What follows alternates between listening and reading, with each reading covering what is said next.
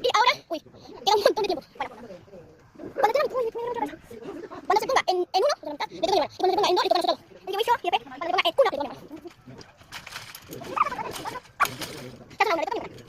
se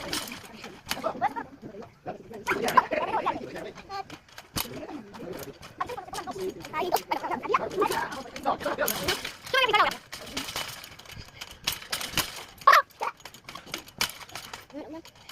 Igual así. Me quedé esa copa.